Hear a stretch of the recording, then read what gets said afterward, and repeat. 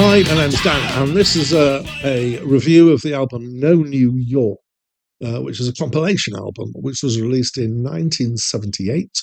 And as I said, it's a compilation album. It features 16 tracks, four from each of four different acts. So they do them in blocks of four, and we've got James Chance and the Contortions, and then Teenage Jesus and the Jerks, and then Mars, and then DNA.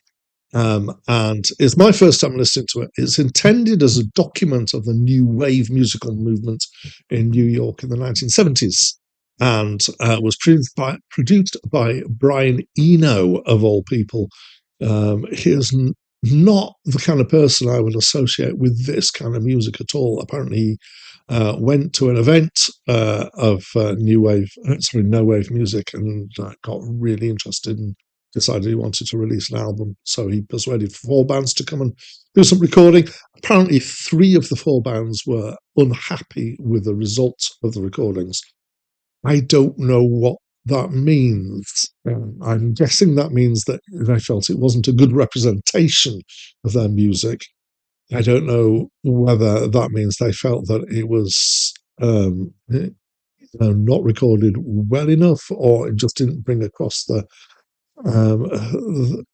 more extremes of no wave. I've looked no wave up. It's described as an avant-garde music scene using noise dissonance and atonality. This isn't completely lifted just from Wikipedia, but it is, pretty much that's where I was reading this. And it's got an abrasive, nihilistic, and confrontational worldview. And yeah, I can hear all those things in here: noise, dissonance, atonality, abrasiveness, nihilism, and confrontationalness. So I think in that sense, it possibly does a good job of representing that. On this album, the music mostly comes across as being somewhere between a kind of extreme punk with some abrasive sounds and short tracks, but not necessarily with the jumping around energy of punk, through to kind of more gloomy stuff, slower and kind of ponderous, and then through to things that are just almost sheer noise on the album, which in some ways interesting, but not necessarily the easiest things to listen to.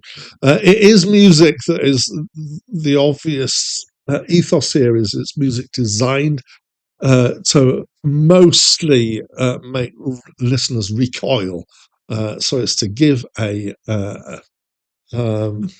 reaction, and that reaction is mostly going to be negative, deliberately inaccessible, so that, cynically, I would say, so that some people who are into it can feel something, some kind of clown thing, or they can feel like they're challenging the norms of musical stuff, which, has definitely been a thing at times.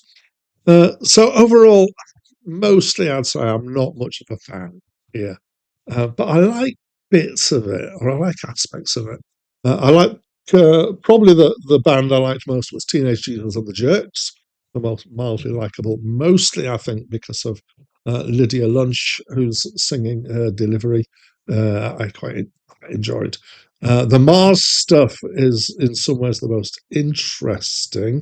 The bassist is at times surprisingly competent, but they descend more into chaos towards the end of their four tracks than any of the other bands, I would say.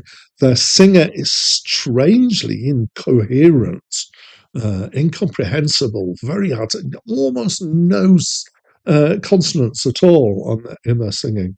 And their track Hairwaves is a jangly experimental thing that actually reminds me, it uses quite a lot of the kind of the detune using the whammy bar on the guitar and a jangly guitar. And it reminds me a bit of some King Crimson that was either around at the time or to come soon afterwards after this. So overall, it's an experience. It's regarded as a document of a movement, and I can't speak to the accuracy of it as that is not something I would actively choose to listen to. And it's a bit like one of those things, like eating an extreme pepper, extreme chili pepper. It's a kind of macho thing to listen to because it's so inaccessible in that sense. So yeah, not great as a listen, but that's what I think of this album, and I know there will be people out there who think that I'm an uncultured philistine for not appreciating the finer qualities of the jangly dissonance here. And if that's you, please, feel free to tell me why this is actually really significant and important and listenable music, or any other opinion you've got of it. I'd love to hear from you. So please do leave me a comment. That's it from me for now.